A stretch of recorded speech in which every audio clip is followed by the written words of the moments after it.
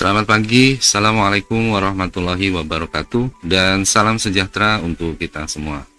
Bertemu lagi dengan saya. Di video hari ini kita akan lanjutkan materi teknologi internet.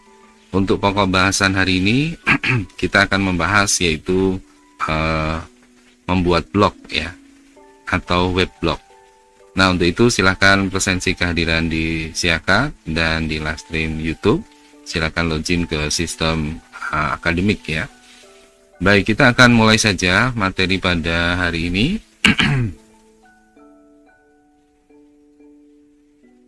Yaitu mengenai weblog.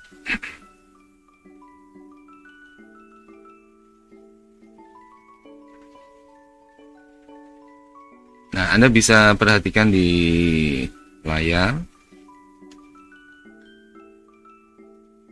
Ya, sudah terlihat ya.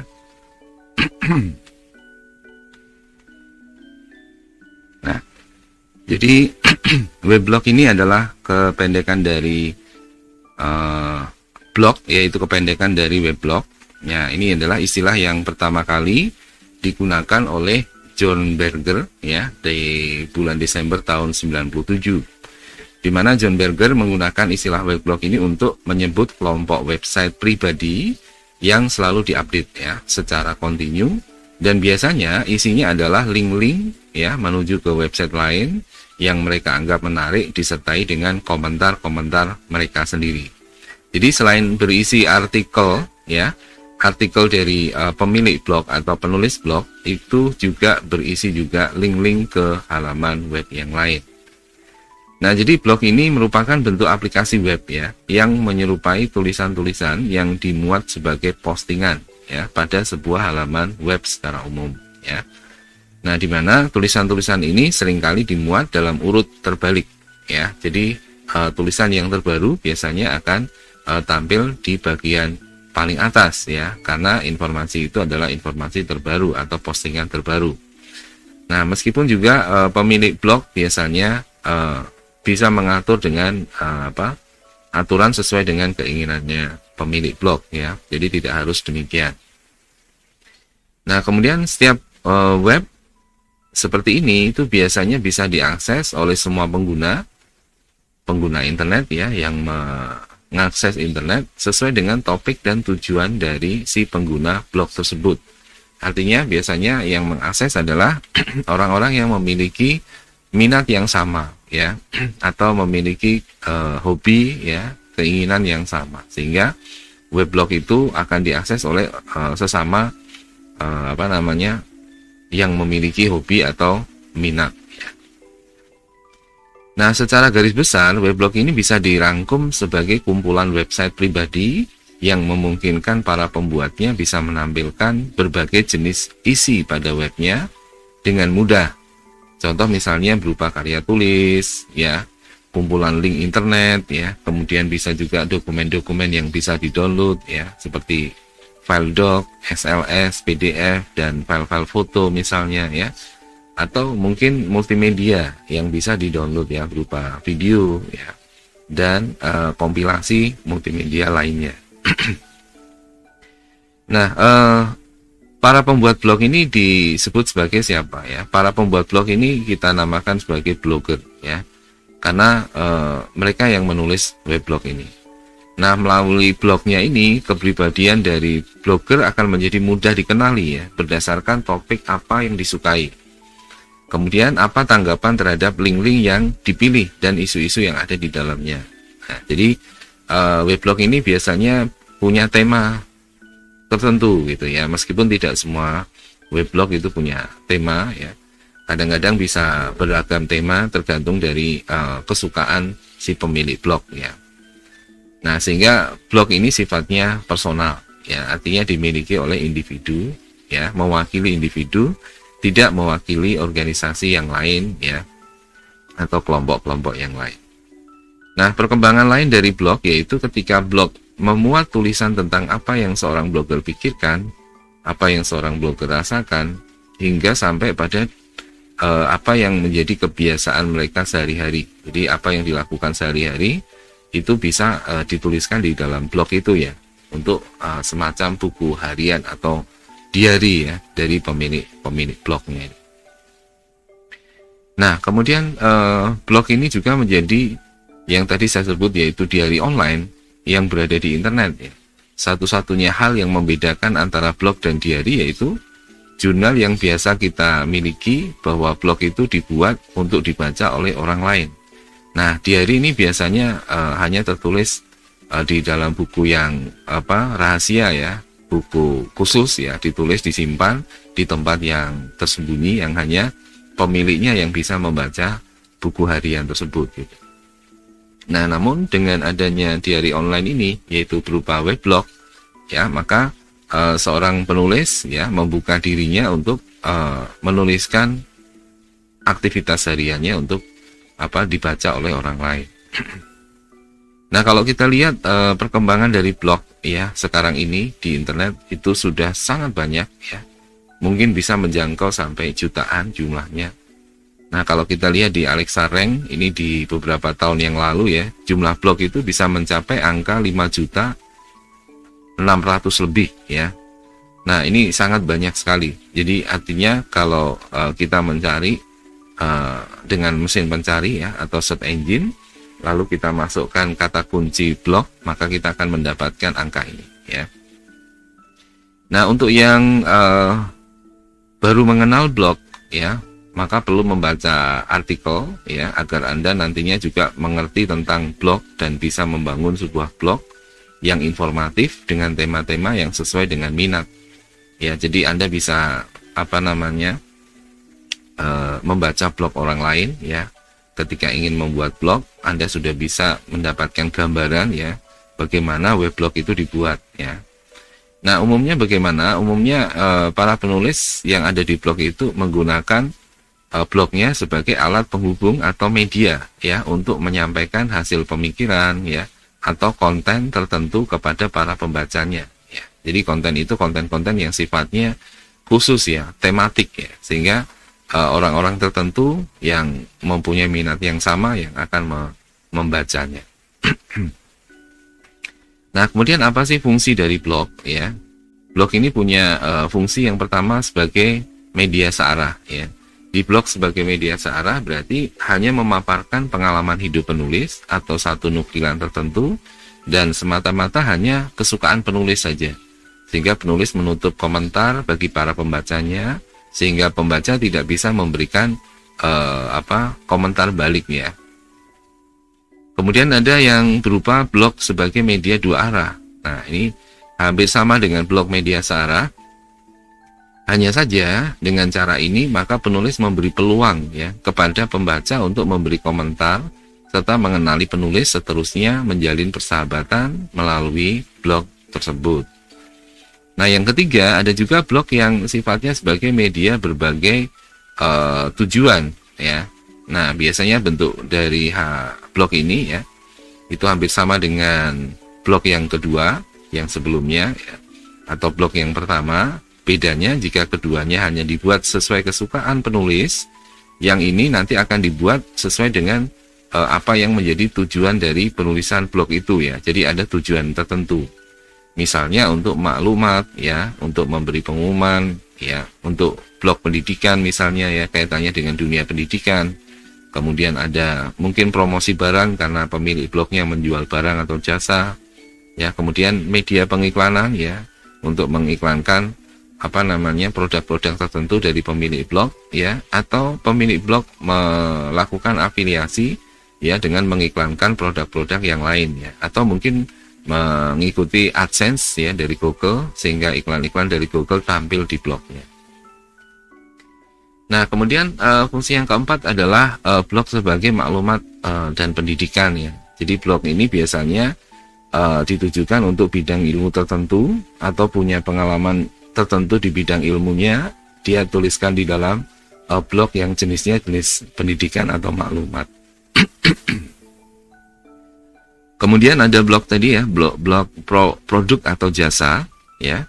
Blog jenis ini biasanya isinya adalah promosi produk atau jasa tertentu, baik itu produk atau jasa milik penulis atau produk milik orang lain atau perusahaan lain. Dia sebagai marketing ya, yang menawarkan atau menjual produk tersebut ya, atau afiliasi. Lalu untuk pengiklanan, blog yang dipakai untuk pengiklanan ini yang ada di website ya, dia memberikan pembayaran tertentu, biasanya dihitung berdasarkan klik pada iklan. Ya, ini kalau menggunakan AdSense ya, dengan sistem pay per click ya. Contoh kalau menggunakan Google, di sini ada Google AdSense ya, maka pendapatan diperoleh melalui pay per click. Nah, kalau kita menerapkan blog bentuk ini, maka kita akan berperan sebagai AdSense publisher, yang mana kita akan bekerja dengan Google sebagai pemasang iklan dari situs Google. Lalu ada blog sebagai media yang digunakan dengan cara yang salah ya. Jadi biasanya blog ini digunakan untuk hal-hal yang tidak bertanggung jawab ya. Mereka tahu akan mendapatkan keuntungan ya secara mudah dengan memaparkan sesuatu yang dilarang. Bagi mereka yang penting adalah untuk mendapatkan uang ya dari blog tersebut gitu. Ini ada blog yang sifatnya blog yang digunakan untuk media yang salah ya. Nah, berarti kita bisa simpulkan ya bahwa blog ini punya manfaat utama sebagai media untuk menyampaikan informasi ya. Baik yang sifatnya pribadi, misalnya catatan harian, ataupun bisa juga digunakan untuk promosi ya. Blog juga bisa digunakan untuk menarik minat ya. Tujuannya adalah menarik orang untuk menuliskan pengalamannya dengan minat yang sama.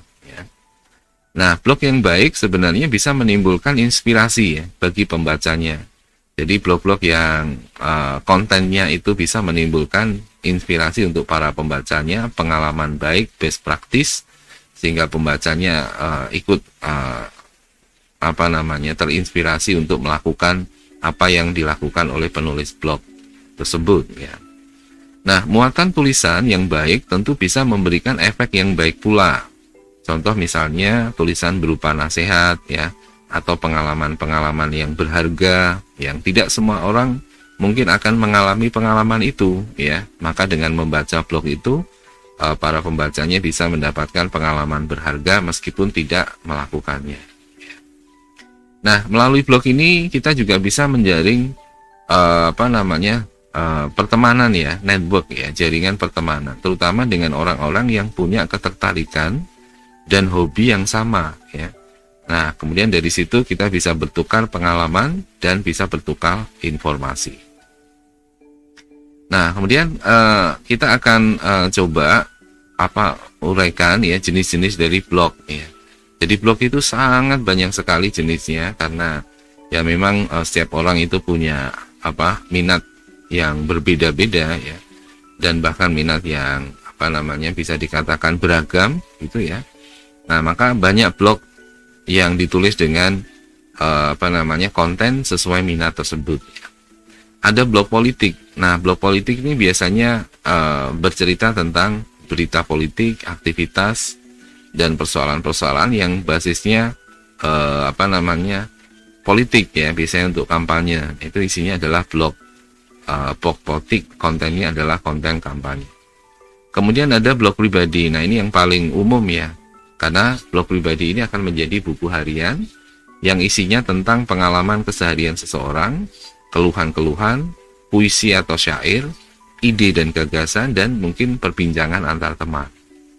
Lalu ada juga blog bertopik, yaitu blog yang membahas tentang topik tertentu dan fokus pada pembahasan tertentu. Nah, kemudian ada blog kesehatan. Blog kesehatan ini tentang kesehatan tentunya, berisi keluhan pasien misalnya ya, berita kesehatan terbaru atau informasi-informasi tentang kesehatan terbaru ya. Sekarang ini mungkin informasi tentang pandemi ya, pandemi COVID ya, dan perkembangan dari virus COVID-19 ya sampai ke saat ini ya.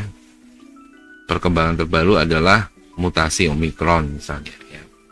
Kemudian blog sastra. Blog sastra ini lebih dikenal sebagai lit blog atau literary blog ya, karena isinya adalah karya-karya sastra atau susastra ya.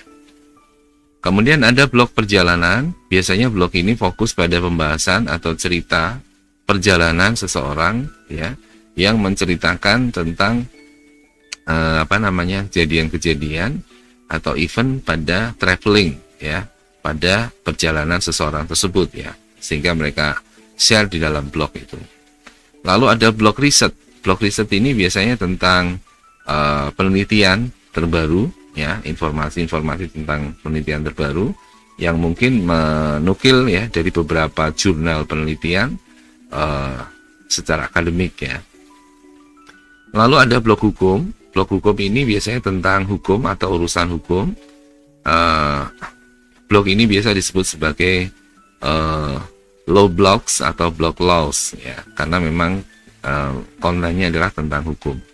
Kemudian ada blog media. Blog media ini fokusnya adalah di bahasan media massa ya. Misalnya ketidakkonsistenan media massa gitu ya, dibahas di situ. Ya, biasanya juga misalnya koran ya, atau jaringan televisi ya, atau radio ya, itu media massa.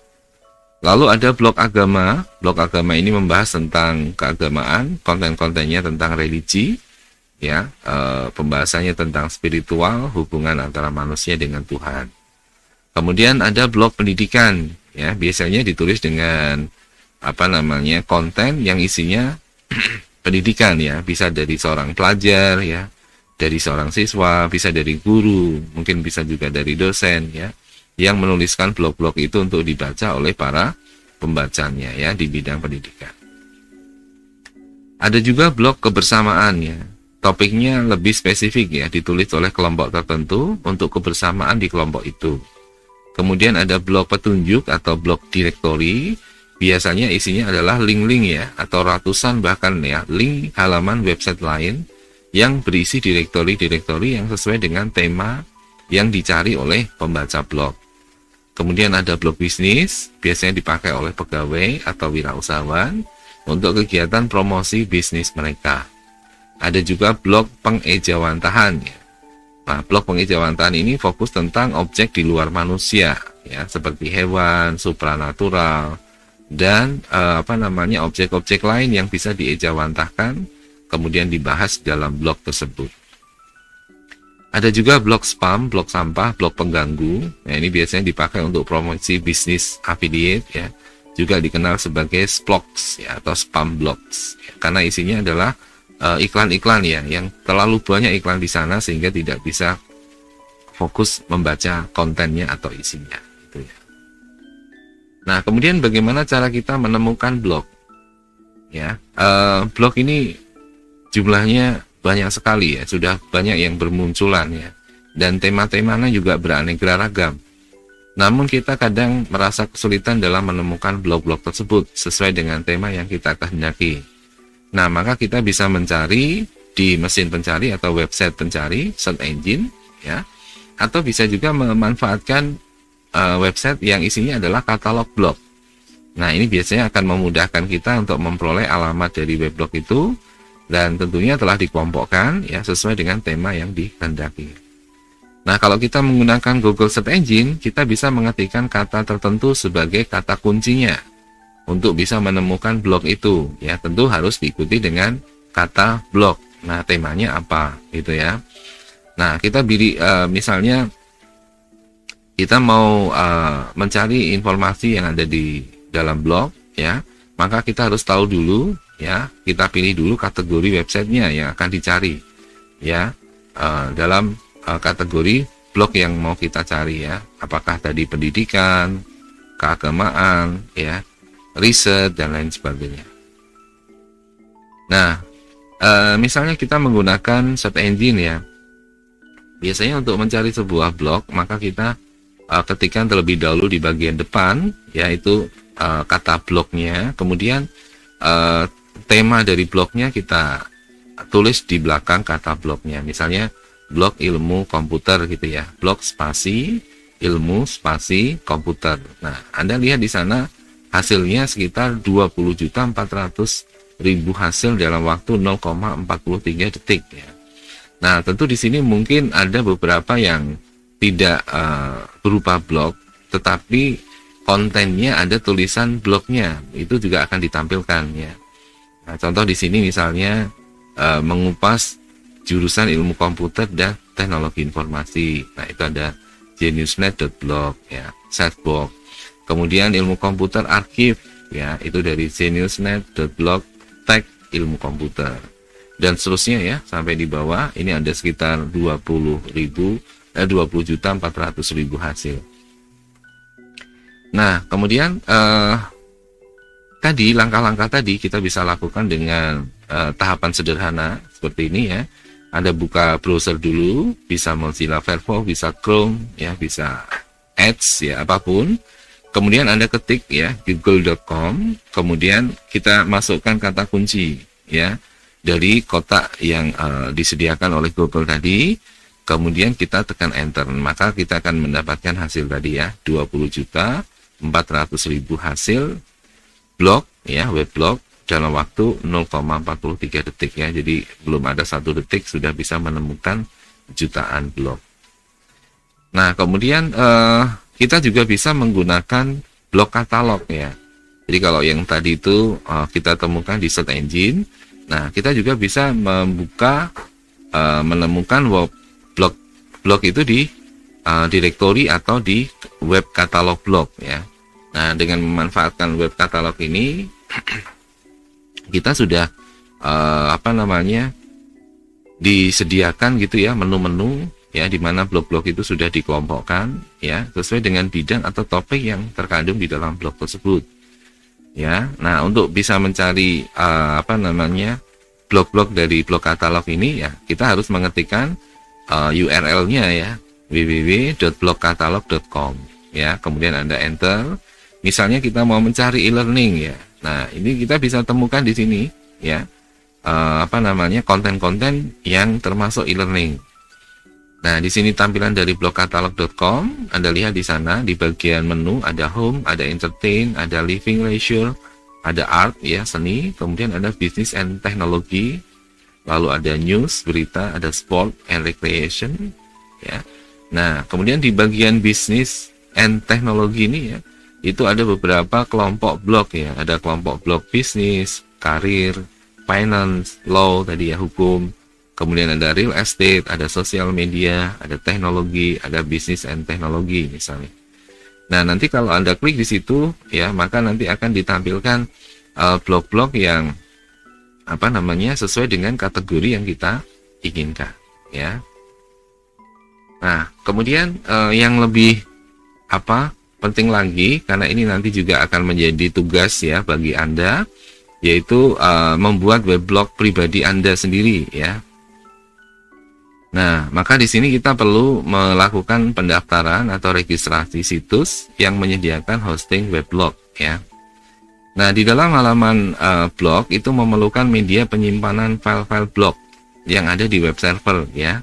Nah, biasanya ini disediakan oleh beberapa situs penyedia blog, ada yang berbayar, ada yang free ya. Nah, kita harapkan nanti Anda buat mungkin yang versi yang free ya, ada di misalnya di Blogspot ya, di WordPress.org, di infinityfree.net ya, kemudian di EduBlogs ya. Ini memberikan layanan yang free ya, tidak berbayar.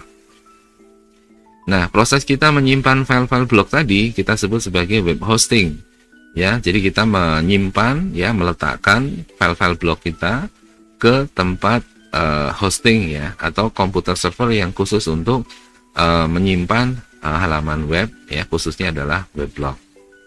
Nah, kemudian kita mengunggah halaman weblog itu ke penyedia hosting ya, maka otomatis weblog ini bisa diakses ya oleh pengguna dari manapun, kapanpun, waktunya ya, karena sebagian besar penyedia layanan blog ini beroperasi 24 jam setiap harinya.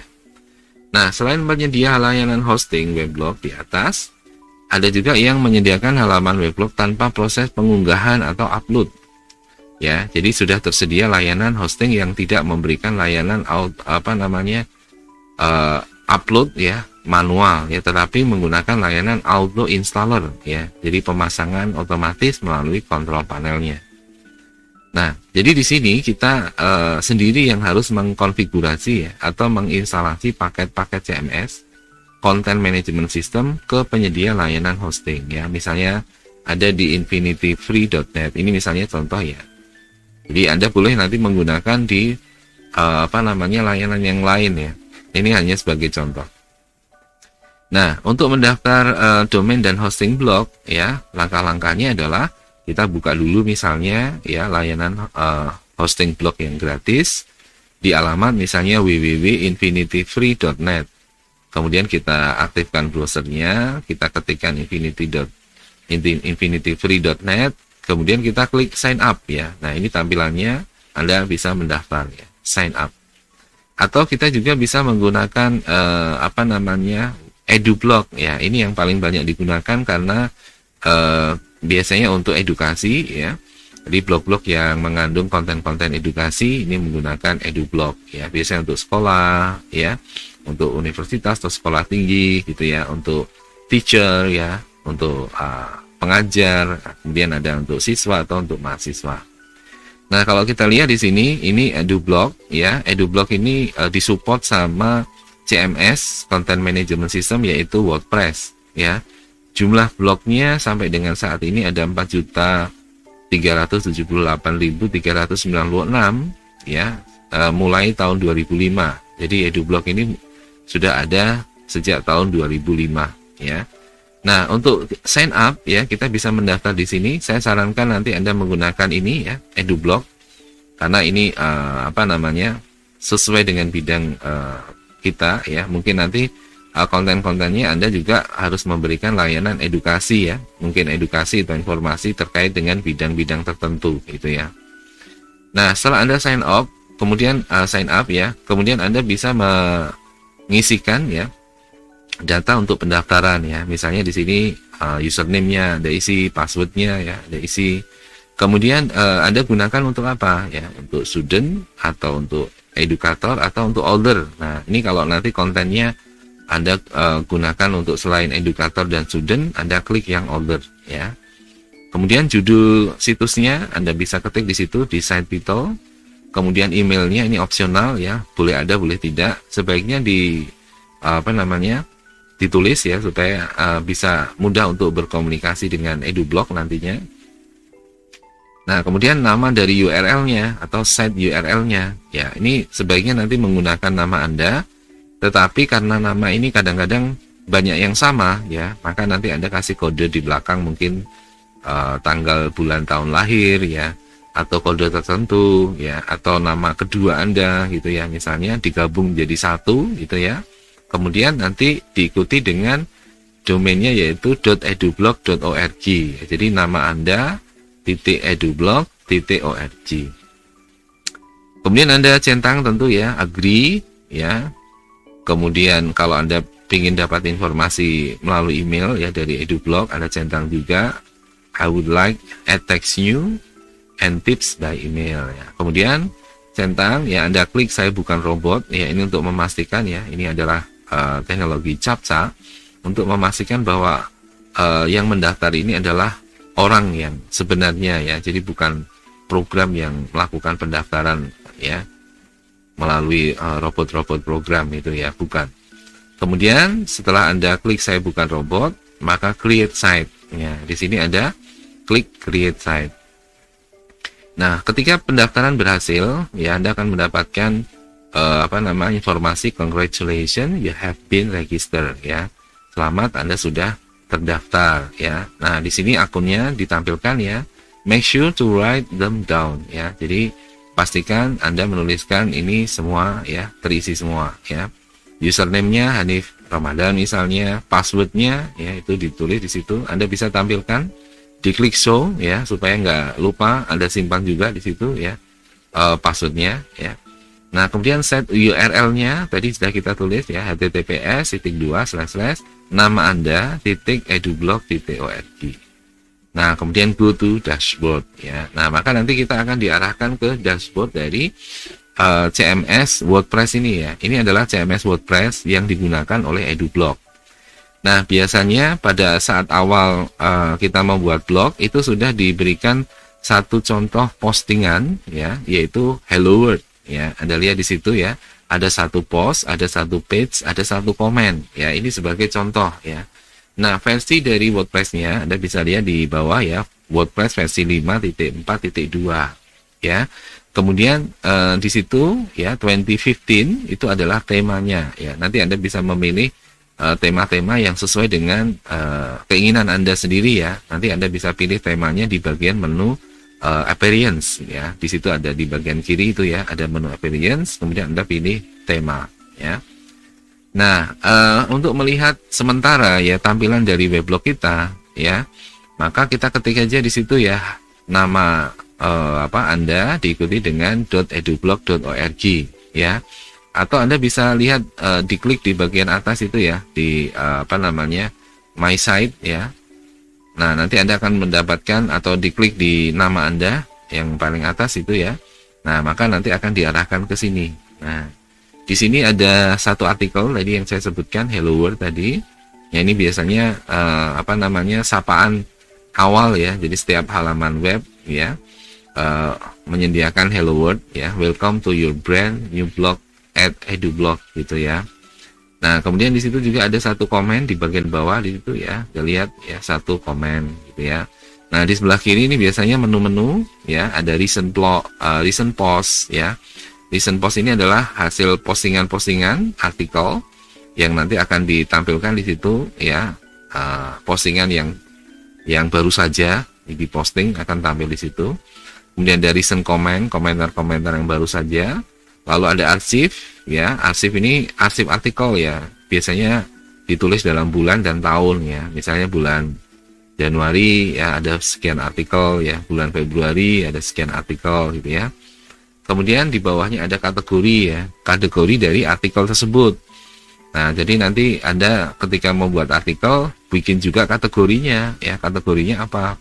Nah, sehingga nanti kategori ini bisa dipilih oleh para pembaca sehingga tidak tercampur ya dengan artikel-artikel yang lain yang sesuai dengan kategorinya. Nah, kemudian untuk melihat postingan artikel blog tadi ya, karena tadi kita mau melihat halaman utamanya ya. Sekarang kita masuk lagi ke dalam ya, ke dashboard. Kemudian Anda klik view ya. Nah, nanti akan ditampilkan ini ya. Ini adalah artikel yang dipost pertama kali, yaitu tadi apa? Hello World tadi itu ya. Nah, ini sudah dipublikasikan Hello World ini ya, oleh autornya adalah nama Anda. Nanti kategorinya ini belum dikategorikan. Kemudian ada teks ini penanda ya, jadi Anda bisa menggunakan teks-teks yang Anda inginkan ya, bisa menggunakan crash ya, nama tagnya, atau langsung ditulis tag kemudian di spasi nama tag yang lain ya, untuk memudahkan pencarian. Kemudian di sebelah kanan ada komen, kemudian ada tanggalnya ya, tanggal publikasinya. Nah, ini informasinya publish 2 minutes ago ya, berarti sudah dipublish 2 menit yang lalu. Nah, kalau kita mau mengedit Hello World ya, Anda bisa arahkan kursornya di bawah title Hello World itu, nanti akan muncul edit, quick edit, trash and view ya. Kalau edit berarti kita akan melakukan editing secara lengkap. Kalau quick edit kita akan mengedit secara cepat, biasanya artikelnya saja atau gambar-gambarnya saja. Kemudian trash berarti kita hapus postingan ini ya, kita tidak menginginkan lagi, kita hapus. View berarti kita lihat seperti tadi ya, menampilkan dari view-nya. Nah, kemudian kalau kita mau membuat suatu artikel ya, misalnya, atau kita mengedit ya. Jadi kita edit yang Hello World dulu ini ya. Nah, pada saat kita mengklik edit tadi akan tampil ini ya, welcome to the blog editor. Nah, blog editor ini biasanya dipakai untuk mengedit paragraf, gambar, video-video yang ada di situ yang kita masukkan untuk membedakan antara konten yang ada di dalam blog ya. Ada header di bagian atas, kemudian nanti ada video di bawah header ya. Lalu di bawahnya ada picture ya. Picture-nya mungkin ada di bagian depan dari artikel ya, atau ada berada di tengah dari suatu artikel ya. Kita bisa atur di sini ya. Nah, kemudian Anda edit untuk yang Hello World-nya ya. Jadi Anda klik di bagian gambar pensil atau icon pensil itu, Hello World-nya kita edit ya, kita rubah. Nah, nanti akan seperti ini setelah Anda klik ya. Kemudian kita ganti dengan selamat datang di blog saya ya, seperti itu. Nah, kemudian di bagian kontennya juga dirubah ya. Di bagian bawahnya di sini ya, mungkin sapaannya dulu, lalu perkenalkan nama saya gitu ya. saya mahasiswa Universitas Telkom. Program studi apa? Nanti sebutkan ya, ini perkenalan. Jadi di setiap artikel Anda nanti artikel awalnya adalah perkenalan Anda ya, perkenalan diri Anda. Nah, kalau ini sudah Anda tuliskan lengkap, nanti Anda bisa tambahkan sekitar 10 artikel lagi ya, jadi ada minimal 10 artikel, dan artikel-artikel itu dikomentari oleh teman-teman satu kelas ya. Silakan nanti dikoordinasikan ya, bagaimana supaya setiap artikel dari yang Anda buat dari blog Anda diberi komentar ya oleh teman-teman di satu kelas sendiri ya. Jadi ada 10 artikel. Kemudian dari setiap artikelnya ada komentar dari teman-teman Anda ya. Mungkin ada 5 atau 10 komentar ya. Syukur-syukur semua teman-teman di kelas ya itu memberikan komentarnya. Nah, setelah itu kita klik update ya, atau kalau kita mau lihat sementara seperti apa tampilannya, kita klik preview yang di sini. Nah, kalau kita mau update berarti nanti tulisan artikel Hello World itu langsung kita rubah ya. Jadi kita klik update, maka otomatis akan berubah. Nah, kemudian kalau kita ingin menambahkan gambar ya. Nah, di situ kita pilih ya insert image ya. Jadi Anda klik di di bagian menu di sini ya, di bagian atas di sini ya. Nah, kita pilih untuk memasukkan gambar ya di sini ya. Di bagian ini, kemudian nanti akan keluar ini ya, ada page break, ada paragraf, ada image, ada heading, ada gallery, ada list dan seterusnya. Ya, kita pilih yang image ya. Nah, kemudian image ini kita upload ya, kita masukkan di artikel ya. Dalam hal ini ada di bagian tengah artikel ya, di sini ya. Nah, jadi kita pilih image, lalu kita pilih upload image. Nah, kalau upload image ini berarti kita sudah punya gambarnya di komputer kita, kemudian kita upload. Kalau misalnya dari media library, berarti kita milih gambar yang sudah diupload ya. Kalau insert from URL, berarti kita memasukkan dari alamat URL. Jadi gambar yang di alamat URL-nya sudah kita copy ya, nanti kita masukkan di sini ya, kita insert di sini, nanti gambarnya akan muncul ya. Nah, kalau artikelnya sudah diterbitkan ya, tadi ya sudah diupdate, kita bisa lihat ya halaman webnya dari blog kita ya. Ini judulnya tadi ya. Nah, kemudian ini artikelnya. Nah, Anda lihat di sini ya, ini judulnya, kemudian ini sapaannya tadi, kemudian ini perkenalannya tadi ya, paragraf pertama itu perkenalan diri Anda. Nah, kemudian di sini ada foto ya, foto diri Anda, ini menu-menunya di sini. Nah, kalau mau nambahkan artikel lagi biasa sama ya caranya. Tadi add post ya, jadi menambah artikel baru. Nah, itu yang bisa saya sampaikan ya untuk pertemuan hari ini. Mungkin ada yang akan ditanyakan. Silakan.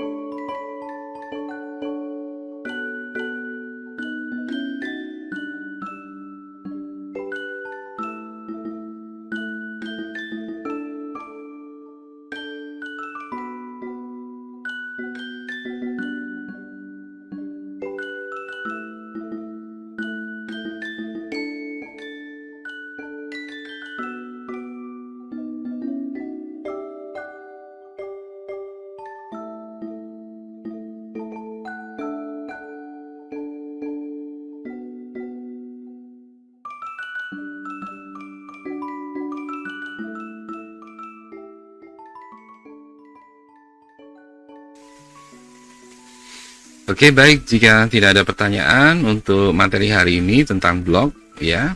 Kalaupun nanti ada pertanyaan bisa lewat WA group.